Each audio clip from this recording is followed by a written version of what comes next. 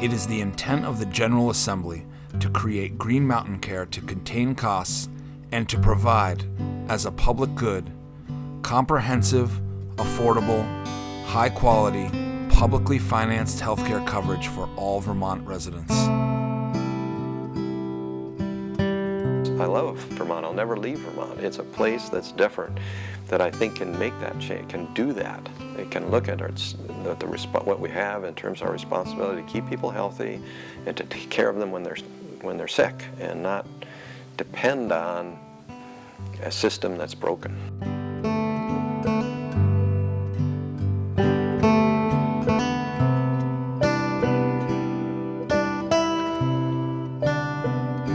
Vermont has responded to a broken system by passing legislation that will change the way healthcare is provided. We have, at the moment, both a population that's in favor of improving the healthcare system, we have a governor, we have the legislature, and we actually have institutions, and I include Fletcher Allen in that, who really want to make changes that will be for the benefit of everybody.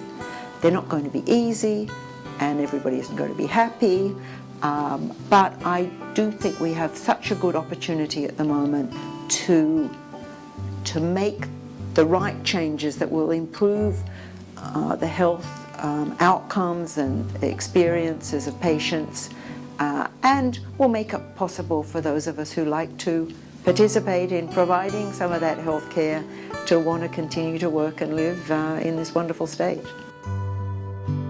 As a community, Vermont has an opportunity to create a healthcare system that works, with healthcare that all of us will have access to, healthcare that all of us will be responsible for, healthcare prescribed for Vermonters by the doctors in our community. The important thing to me is that if you have a practice that is responsible for community, as ours is in Windsor, then the goal is to make sure you meet those needs. And I think that the financial incentives about practice size, about how many patients you see, are pointless. You should accept that we have a professional desire and a personal desire to do the right thing by our patients, and pay us accordingly. And I haven't seen. There are probably lazy physicians, and I'm sure they're dishonest physicians, but there's not very many in Vermont, and there's certainly none in our town. We should have a right to health care, but not in the absence of responsibility. Thrift is a good Vermont virtue.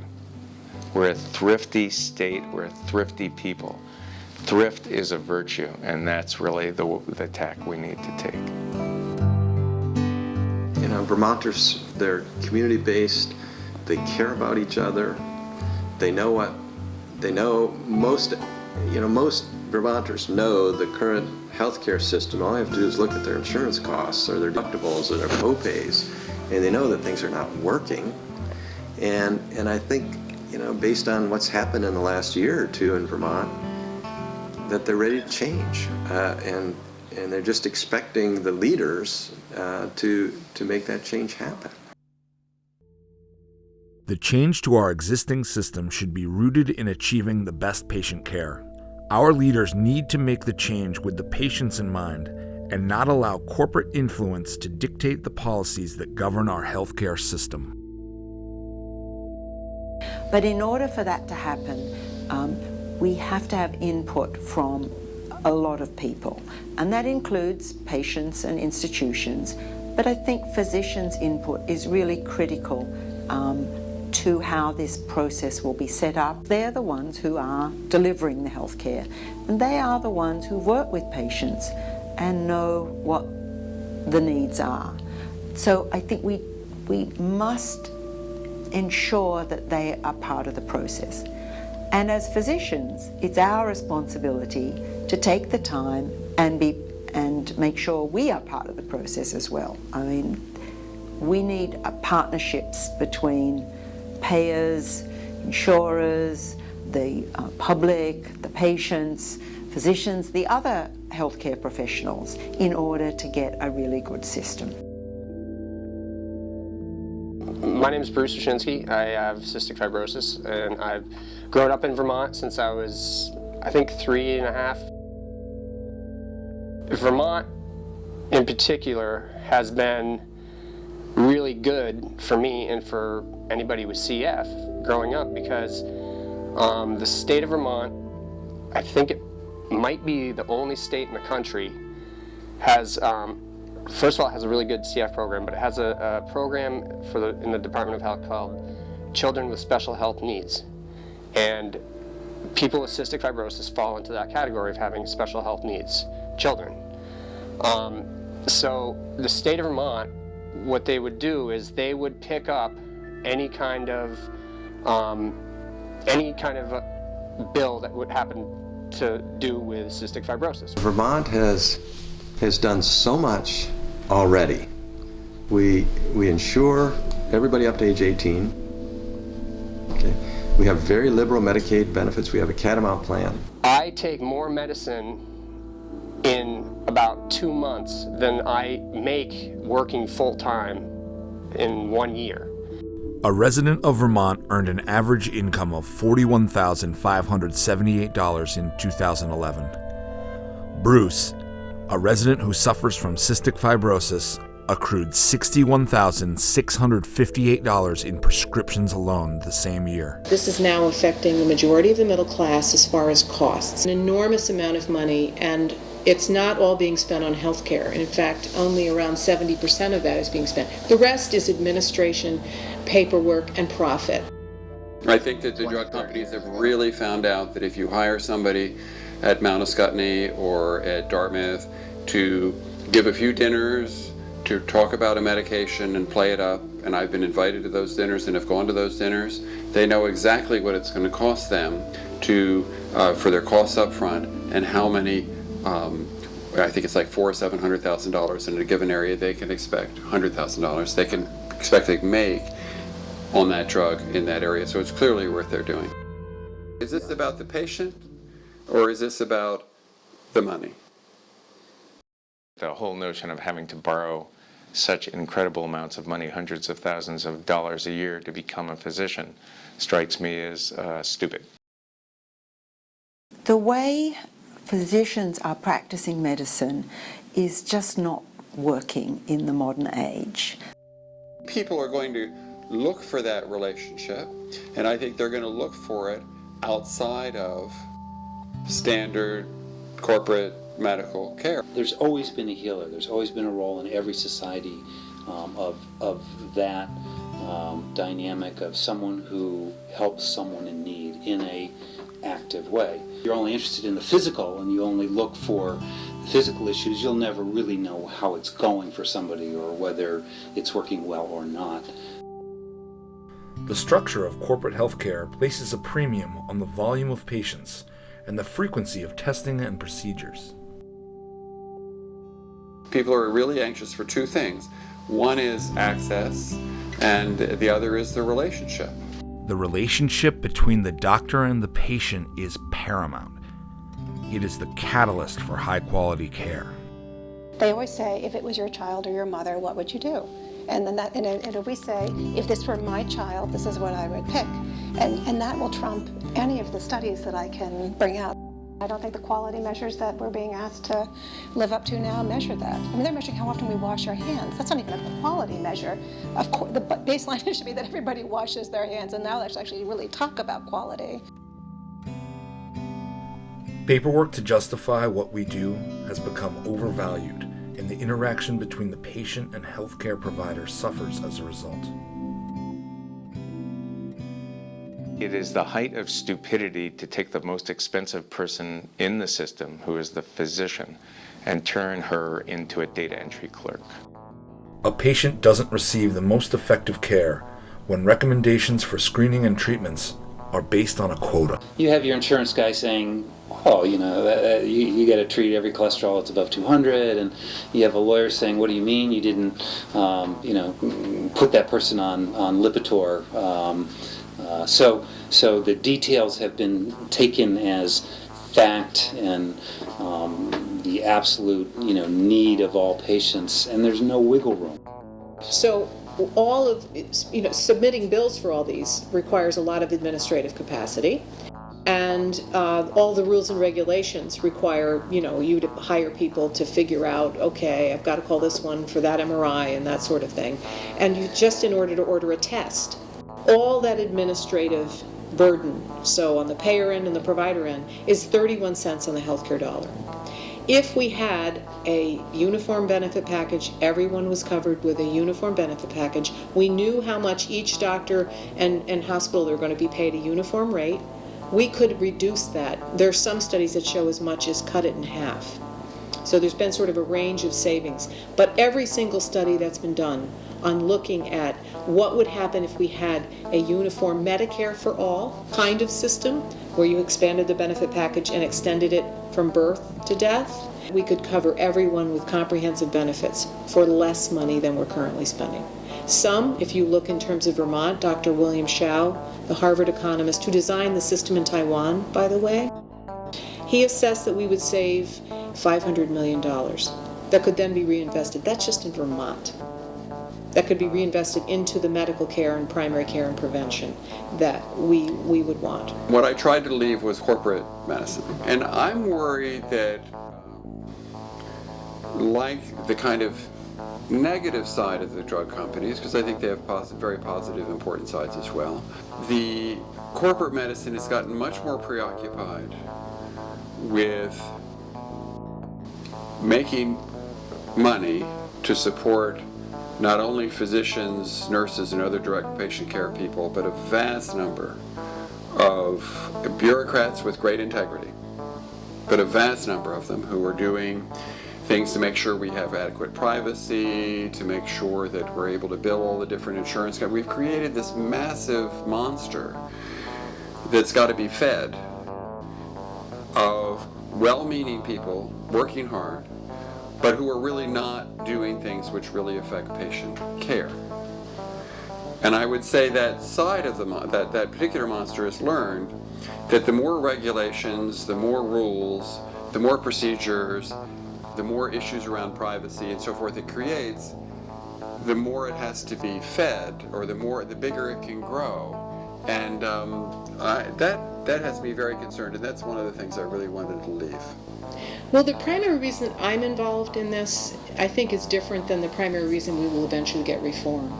The primary reason I'm in this is because I see this as an atrocity, that we allow people to die of preventable illnesses, that had they gotten care earlier or continuous care, that they would not have died.